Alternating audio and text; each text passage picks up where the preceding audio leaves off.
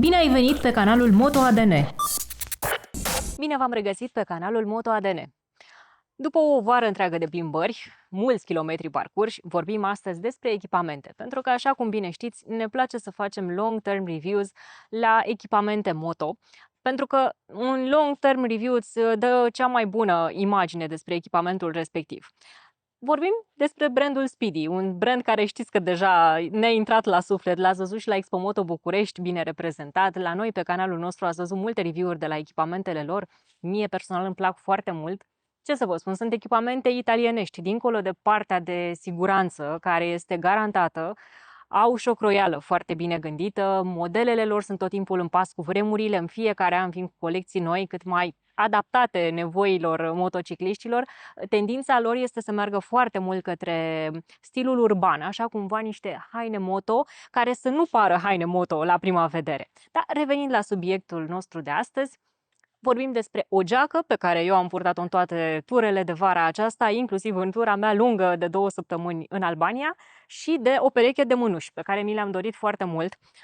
O să vedeți ce e cu ele, nu le-am purtat în fiecare zi pe timpul verii și o să înțelegeți de ce, dar le luăm pe rând. Prima dată vorbim despre prietena mea bună de vara aceasta, și anume această geacă. Se numește Speedy TechNet, e varianta, desigur, Lady, așa cum au ei toate colecțiile. Este o geacă pe care mi-am dorit-o foarte mult pentru vară. Este cea mai investită geacă pe care am avut-o până acum. Culoarea mi-am dorit să fie acest gri deschis, cu riscul de a o murdări destul de repede și de a o spăla destul de des. Am vrut această culoare pentru că, într-adevăr, în zilele toride de vară a fost un ajutor foarte important. Așadar, după cum vă spuneam, ceea ce îmi place mie, în primul rând, la Speedy și ceea ce foarte mulți clienți apreciază este croiala lor pentru categoria produselor Lady. Este acea croială care se mulează foarte bine pe corpul unei femei. Atenția la detalii se simte inclusiv la nivelul protecțiilor, dincolo de faptul că au certificările europene necesare, astfel încât să mergi convins că ai maxima protecție de care poți beneficia de la un echipament moto. Au foarte mare atenție și la modul în care sunt tăiate acele protecții. Spre exemplu, la multe geci poate ați observa că protecția de umăr și protecția de cot sunt similare, dacă nu identice. Ei bine, nu e cazul și la gecile de la Speedy și tind să cred că unul dintre motive, dincolo de partea de protecție, este și cel estetic, astfel încât geaca să se așeze din prima pe tine exact așa cum ți-ai dorit-o. Nici nu are foarte multe ajustări această geacă, în afară de ajustările de la mâneci. Cam asta e principala ajustare și aici, în talie, într-adevăr, puteți să o faceți mai cambrată sau mai puțin cambrată, în funcție de cum vreți să o purtați și dacă aveți doar un tricou pe dedesubt sau poate aveți ceva mai gros și o să vă explic de ce vă spun asta.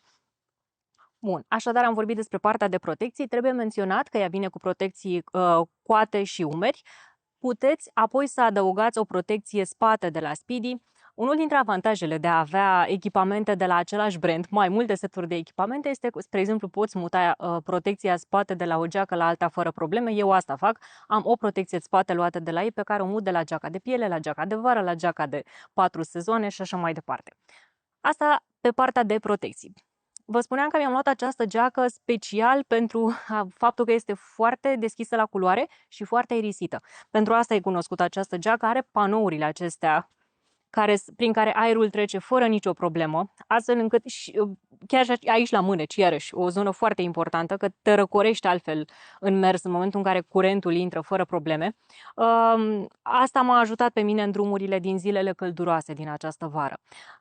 E adevărat, pentru fiind o geacă atât de simplă, de ușoară și cu atât de multă plasă, să zicem că ai rabat la partea de funcționalitate pe partea de buzunare. Eu am și o variantă de geacă de 4 sezoane Evo de la Speedy, care are foarte multe buzunare și la spate și în față și în laterale pentru tot felul de lucruri. Această variantă de geacă are 2 buzunare suficient de mari, adică mie mi încap chei și alte lucruri, nu încap pe un telefon dacă la asta vă gândiți, laterale. Atenție că nu sunt, în caz de ploaie, nu sunt protejate în niciun fel și mai are un buzunar interior pentru telefon, tot din plasă, astfel încât strictul necesar e la tine, da, îți trebuie clar și gentuța pentru toate nimicurile, dacă ești genul care pune în buzunare de toate, ai grijă că geaca asta n-are chiar atât de multe spații de depozitare. După cum am menționat, în caz de ploaie, ai nevoie clar de un strat pe deasupra, eu l-am tot de la Speedy, stratul meu de ploaie de la Speedy, care merge perfect și pe această geacă, deși eu am de la geaca mea de 4 sezoane, o pot folosi foarte bine și la aceasta. Și pentru că vă spuneam mai devreme că poate puneți ceva mai gros pe dedesubt. Ea de altfel este o geacă foarte slim fit așa, adică se mulează foarte bine pe corp. Dar poți să pui și ceva puțin mai gros pe dedesubt, iar eu astăzi, pentru că atunci când am plecat de dimineață erau doar 19 grade, am luat și stratul termic, pe care, după cum vă spuneam, îl am de la geaca mea de 4 sezoane, de la Speedy, de la varianta Evo. Și, după cum ziceam, ăsta e un avantaj atunci când ai echipamente de la același brand, mai multe seturi, poți să folosești dintr-o parte în alta anumite piese. Mie mi iese. Așadar, aceasta e geaca pe care eu cu căldură o recomand pentru sezonul de vară. Dacă acum e pe final, dar vă spun că și-a făcut treaba cu brio. Un dezavantaj, vi-l menționez din nou, dacă aveți o problemă cu faptul că se murdărește foarte des culoarea aceasta, asta e, trebuie să înțelegeți că după că fiecare tură mai lungă trebuie curățată. Pentru că, da, într-adevăr, se murdărește, nu o să vă mint, musculițe și alte albine și toate cele pe care le mai luați în mers se vor vedea. Da, eu cred că este un inconvenient care merită asumat, având în vedere avantajele pe care vi le oferă. Și pentru că tot vorbeam despre ce am mai folosit sezonul acesta, eu mi-am dorit mult și această pereche de mânuși de la Speedy. Asta pentru că în ture, atunci când plec, de foarte multe ori s-a întâmplat să mă prindă ploaia. Și știți bine ce înseamnă când ți se udă mânușile. Și da, mi s-au recomandat și mie tehnicile acelea ale motocicliștilor cu experiență. Du-te la benzinărie și ia-ți mânuși de alea de pungă și pune-ți-le în mâini și bagă apoi mâna în mânușă și așa mai departe. Da, totuși tehnologia a avansat și știu de la Speedy de H2 Out, tehnologia lor pentru echipamentele care rezistă la apă. Iar aceste mânuși, n-ai zice că sunt H2 Out, pentru că ele sunt dintr-o piele foarte fină, o combinație de piele de capră și oaie. Eu mai am o pereche de mânuși de piele de la ei, alt stil, dar am știut că pielea e foarte rezistentă și foarte moale.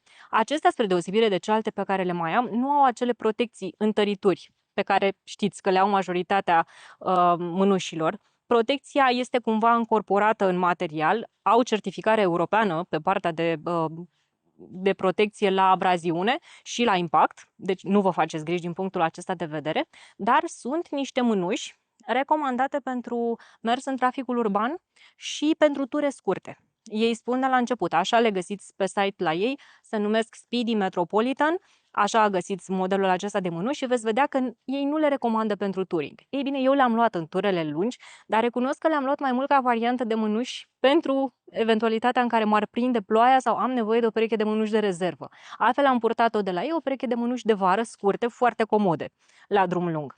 De asemenea, ce trebuie să mai știți despre aceste mânuși este că sunt destul de groase. Așa că de asta le prezint acum că tot a început sezonul puțin mai rece. Dacă sunteți mai sensibile, dacă nu aveți încălzire în manșoane, dacă alte elemente de genul acesta, disconfortul termic nu e o problemă cu aceste mânuși pentru că sunt destul de groase. Au căptușala lor numită Prima Loft, cred că așa este brandul înregistrat.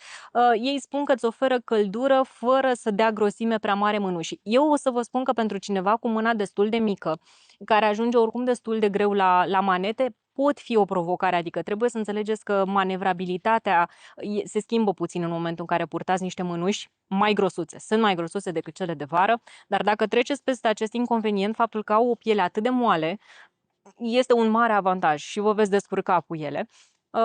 Așadar, da, deși nu sunt de vară, eu le-am avut cu mine în tura moto și ajută la ploaie în special și la frig. Acestea sunt cele două elemente de echipament despre care am vrut să vorbim astăzi. Vă reamintesc că este vorba despre geaca de vară Tecnet de la Speedy, varianta Lady. Eu am măsura XS, mi s-a potrivit mereu. În momentul în care vă găsiți o măsură la Speedy, sincer, sunt slabe șanse să nu nimeriți apoi toate echipamentele din acea măsură să vi se potrivească. La mânuși, eu am tot XS ca număr european 6. Și este, eu cred că, a patra pereche de mânuși pe care le am de la Speedy și mi se potrivește măsura mereu. Vi le recomand și vouă, geaca aceasta pentru zilele călduroase, mânușile acestea pentru zilele mai friguroase și de rezervă pentru zilele călduroase. Și nu uitați să urmăriți canalul nostru Moto ADN, dar și site-ul Speedy, și revista Moto ADN, pentru că și acolo vom scrie mai multe despre echipamentele de la Speedy.